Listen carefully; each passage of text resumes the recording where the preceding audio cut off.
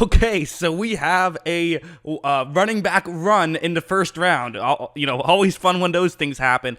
Everyone says never draft a running back in the first round. I've kind of pushed back on that a little bit and say, well, if you're trying to compete right now and you're trying to, you can get a player that can develop very quickly and can be a very good player like immediately, so there is value there.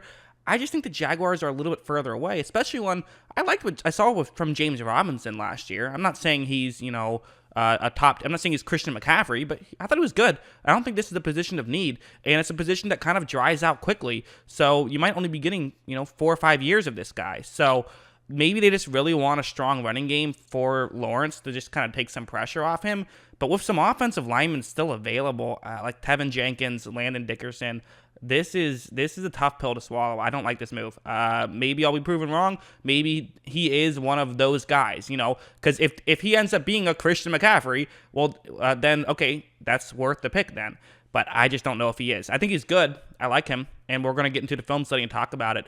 But, it's tough. But yeah, okay, so enough negativity. This film study is going to be all positive. It's going to be me talking about what I like about him as a player, because he is a good player. They got a good player. I just think they could have gotten, it's more of a positional value thing for me. So yeah, anyways, let's jump into the film study. So we'll start off with this play. It's going to be a zone coverage play, and so the way it works for Clemson is they have multiple eligible receivers lined up to the quarterback's right who are going to run over in the middle.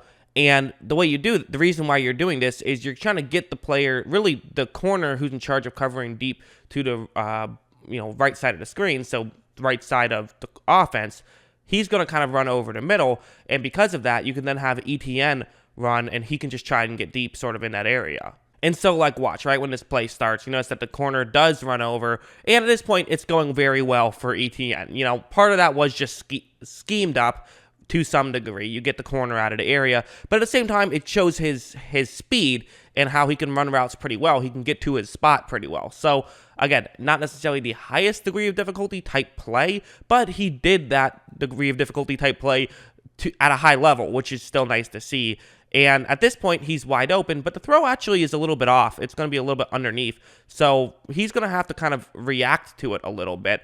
However, he's a pretty good catcher as well. Watch him react, and he does, in fact, make this catch and pick up a big gain. So having a guy who can do something like that, who can, be effective in the receiving game, to me, that kind of thing matters. And I think that people often don't pay enough attention to the other stuff. They pay too much attention to how well do you run with the football, but there's other important things a halfback has to do. Like, for example, on this one, we're going to talk about his blocking a little bit. So yes, I showed that he's, that's where he's running. It's a play action. So that's kind of how this works. It's play action, so he's not actually going to take the handoff. You guys know how play action works.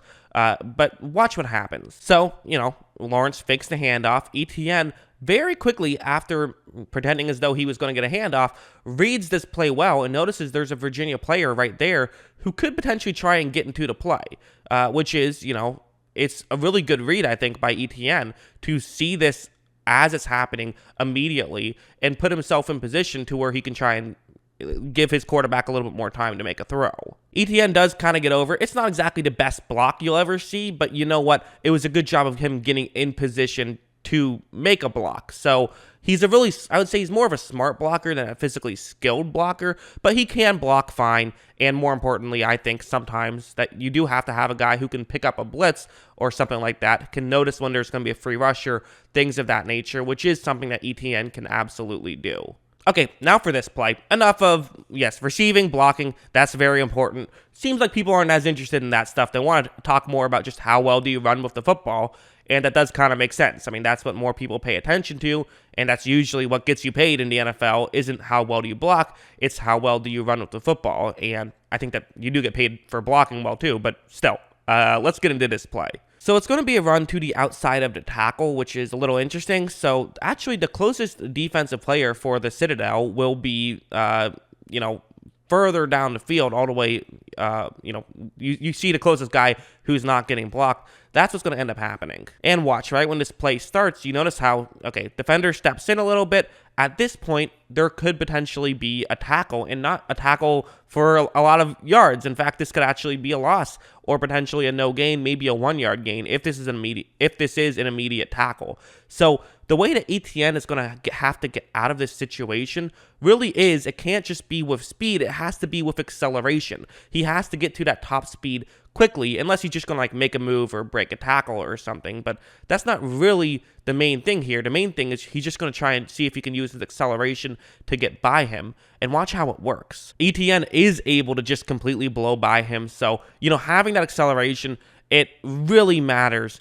when it comes to the running game. That's a huge part of being a halfback, is just acceleration. It's not about, you know, shiftiness or, you know, breaking tackles. A lot of times that stuff won't translate to the NFL as well. Acceleration does translate to the NFL very well, and Etienne has acceleration, which is very promising to see. We can now go over to this play where it's going to be kind of a similar thing. You see the blocking concept to Etienne's left. That's where he's going to end up running with the football, because watch, as you see, when Etienne gets the handoff, you see that there is a pretty big gap. It's a little bit hard to tell just because of, you know, we don't have all 22 footage. Got to go with the broadcast footage, which isn't as clear, but you can see there is a pretty giant running lane actually that he can run through. But there's also a safety who is just off screen who could try and, you know, run over and at least make a tackle and not give up a touchdown. So the way that Clemson gets a touchdown here is for Etienne to have really good acceleration. That's how he has to get,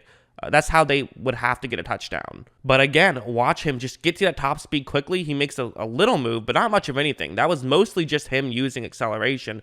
And when your acceleration is that good, it can really work out, and it can get you to get more yards on certain plays than other people can get. And one last play, we'll now talk about this one. So again, that's where the running lane is going to end up being. But what's interesting about this play for me in particular is the last one showed acceleration. I want to talk about his toughness a little bit. He doesn't really go down too easy, which is obviously a very important factor in a halfback.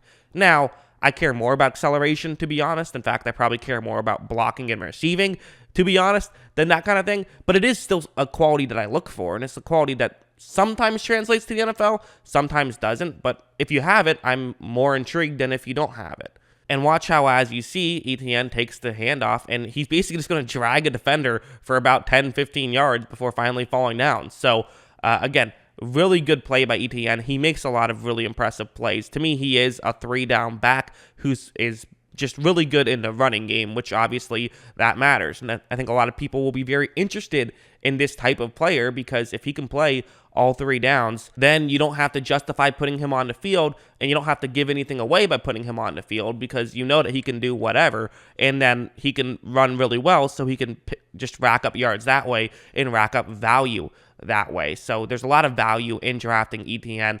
I think he's a really good player. So yeah, that's what I think about this pick. What do you guys think? Let me know in the comments below. What are your thoughts on Travis Etienne? Always love hearing from you. And of course, as always, thanks for watching.